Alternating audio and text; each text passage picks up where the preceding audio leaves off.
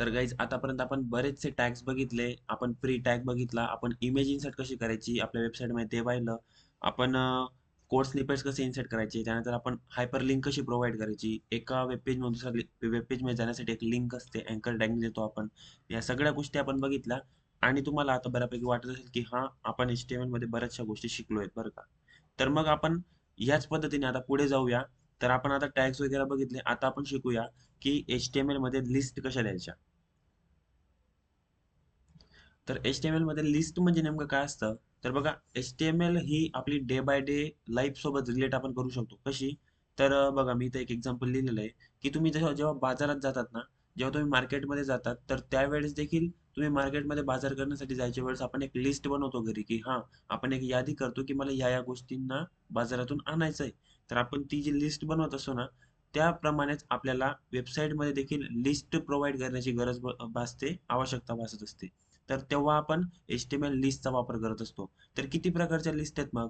तर आहेत 3 प्रकारच्या लिस्ट. तर अनऑर्डर लिस्ट, ऑर्डर लिस्ट आणि डेफिनेशन लिस्ट. तुम्ही इथे पाहू शकता. 3 प्रकारच्या लिस्ट असतात. त्यापैकी आपण सर्वात जास्त वापर जो करत असतो तो म्हणजे अनऑर्डर लिस्ट आणि ऑर्डर लिस्टचा. डेफिनेशन लिस्ट ही जी आहे ही खूप कमी प्रमाणात वापरली जाते. पण याचा अर्थ असा नाही की ती आपण शिकायला नको पाहिजे. तर आपण तिघं लिस्ट बघूया कशी यूज केले जातात आणि त्यानंतर अनऑर्डर लिस्ट आणि ऑर्डर लिस्ट यांचा सर्वात जास्त वापर होतो एवढं फक्त आपल्याला लक्षात घ्यायचं आहे. चला तर मग पुढे जाऊया. तर अनऑर्डर्ड लिस्टमध्ये फक्त एवढंच म्हणता येते, की अनऑर्डर्ड लिस्ट जी असते तिच्यामध्ये कुठल्याही प्रकारची सिक्वेन्स ही शो केलेली नसते. तर आपण तिथे नंबरिंगचा यूज करतो सिक्वेन्स शो करण्यासाठी, की हां, 1 नंबरवर हा हे आयटम आहे, 2 नंबरवर हा आयटम आहे, 3 नंबरवर हा आयटम आहे. तर या प्रकारे नंबरिंगचा यूज नसतो केलेला. अल्फाबेट्सचा यूज पण नाही केलेला असत. तर मग याच्याऐवजी इथं आपण एक स्पेशल सिम्बॉल्सचा यूज करत असतो.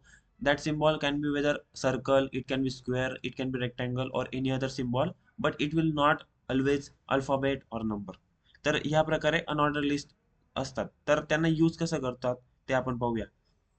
तर आता इथं एक आधी इमेज बघून घ्या. तर याच्यात काय केलेलं आहे त्यांनी एक H1 टॅग घेतलेला आहे अनऑर्डर लिस्ट एक्झाम्पल जो इथे तुम्हाला H1 टॅग डिस्प्ले होताना दिसतोय. त्यानंतर इथे UL अनऑर्डर लिस्टसाठी UL LI चा यूज केला जातो. तर हे कशासाठी यूज केले जातात हे मी पुढे प्रॉपर तुम्हाला एक्सप्लेन करणार आहे. फक्त आतापुरता आपण कोड बघूया की UL आणि नंतर एक एक आयटम घेतलेला आहे LI मध्ये. तर पेन, पेन्सिल, इरेजर हे आहेत अनऑर्डर लिस्टचे आयटम्स आणि त्यानंतर ते ह्या प्रकारे इथे डिस्प्ले होतात. तर इथे आपण पाहू शकतो सर्कल हा सिम्बॉल इथे यूज केलेला आहे अनऑर्डर लिस्टला डिस्प्ले करण्यासाठी. तर की कॅरेक्टरिस्टिक कुठले अनऑर्डर लिस्टचे ते हेच आहेत की no specific sequence is required. Sequence गरजेची नाहीये. त्यानंतर typically displayed as bullet points obviously. त्यानंतर define using the UL tag. आता हेच महत्वाचं आहे. अनऑर्डर लिस्टला आपण डिफाईन कसं करणार तर UL टॅगच्या मदतीने आपण अनऑर्डर लिस्टला डिफाईन करूया आणि त्यानंतर त्यात तर एखादा इंडिव्हिज्युअल आयटम आपल्याला घ्यायचा असेल तर त्यासाठी आपण LI ह्या टॅगचा यूज करू. तर कसं बघा. तर आपल्याला कोडमध्ये अनऑर्डर लिस्ट बरं हे दाखवण्यापेक्षा मी तुम्हाला डायरेक्ट प्रॅक्टिकलीच दाखवतो. तर आपण ओपन करून घेऊया आपलं व्हिज्युअल स्टुडिओ कोड.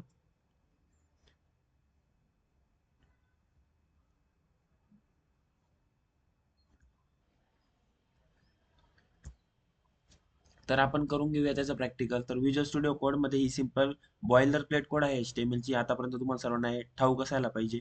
तर बॉइलर प्लेट कोडमध्ये आपल्याला यूज करायचा आहे अनऑर्डर लिस्टचा. तर जसं आपण पाहिलं की अनऑर्डर लिस्ट डिफाईन करण्यासाठी आपण यूज करत असतो UL ह्या टॅगचा. तर आपण इथं सिंपली लिहूया UL आणि एंटर जर आपण क्लिक केला तर इथे UL टॅग ओपनिंग आणि क्लोजिंग इथं ऑटोमॅटिकली येतं. आता तुम्हाला हे माहितीच आहे. ओके.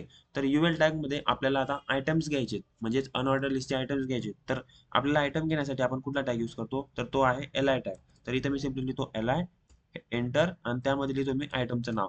तर आधी घेऊया आपण पेन. त्यानंतर आपण घेऊया दुसरा आयटम तो म्हणजे पेन्सिल. तर परत मी घेईल LI आणि त्यामध्ये मी लिहील पेन्सिल आणि त्यानंतर मला तिसरा आयटम घ्यायचा आहे तो म्हणजे इरेझर घेऊया आपण. ओके. तर मी तिसरा आयटम घेतो इरेझर. तर मी या प्रकारे 3 आयटम्स घेतलेत माझ्या अनऑर्डर लिस्टमध्ये.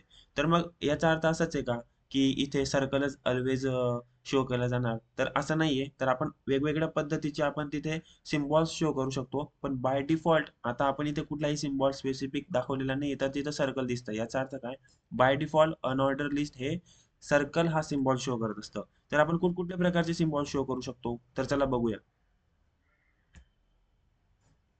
तर अनऑर्डर लिस्टला आपण स्पेसिफाय करू शकतो वेगवेगळ्या सिम्बॉल्सने. Customising bullet points with type attribute. तर आपल्याला बुलेट पॉइंट्सला जर कस्टमाइज करायचं असेल तर आपण टाइप या ॲट्रिब्यूटचा यूज करत असतो. तर आता ॲट्रिब्यूट काय आहे हे तुम्हाला माहीत असायला पाहिजे. तर ॲट्रिब्यूट आपल्याला टाइप हा यूज करायचा आहे इथं. तर आपण टाइप या ॲट्रिब्यूटमध्ये कुठकुठल्या प्रकारचे बुलेट पॉईंट्स देऊ शकतो. तर आपण डिस्कचा यूज करू शकतो, आपण स्क्वेअरचा यूज करू शकतो, आपण सर्कलचा यूज करू शकतो. ओके, तर चला मग आपण यूज करून बघूया यांना प्रॅक्टिकली. आपण इथे सिम्पली टाइप लिहून घेऊया. इथे मी लिहिला टाइप इक्वल टू आणि टाइपची व्हॅल्यू आपण देऊया. कुठकुठल्या व्हॅल्यू होत्या, स्क्वेअर होतं, डिस्क होतं. तर आपण आधी डिस्कचा वापर करूया. आपण इथे लिहिलं डिस्क. तर तुम्ही पाहू शकता जसं मी इथे टाइप डिस्क केलेला आहे. तर इथे काही चेंजेस नाही झाला. याचा अर्थ हा जो टाइप आहे तो बाय डिफॉल्ट डिस्क आहे. तर आपण आता इथे यूज करून बघूया स्क्वेअर. तर स्क्वेअरसाठी त्यांनी काही स्पेशली वर्ड लिहिलेला होता का? तर स्क्वेअरसाठी एस क्यू आर असं मला वाटलं होतं, पण तसा काही वर्ड नसतो. तर आपण सिम्पली इथं स्क्वेअर लिहू शकतो. तर आपण इथे जसं स्क्वेअर लिहिलंय तसं इथे अल्टरनेट चेंजेस झाले. तुम्ही पाहू शकता हे डिस्क स्क्वेअरमध्ये चेंजेस झालेले आहेत. त्यानंतर आपण इथे घेऊ शकतो अजून एक आहे, तो म्हणजे सर्कल. तर जसं आपण इथे सर्कलचा यूज करतोय तुम्ही पाहू शकता इथे हे जे सिम्बॉल्स आहेत हे सर्कलमध्ये चेंज झालेले आहेत. तर अशा प्रकारे आपण यूज करत असतो अनऑर्डर्ड लिस्ट आपल्या वेबसाईटमध्ये आणि त्यांना आपण कस्टमाइज सिम्बॉल्सही देऊ शकतो.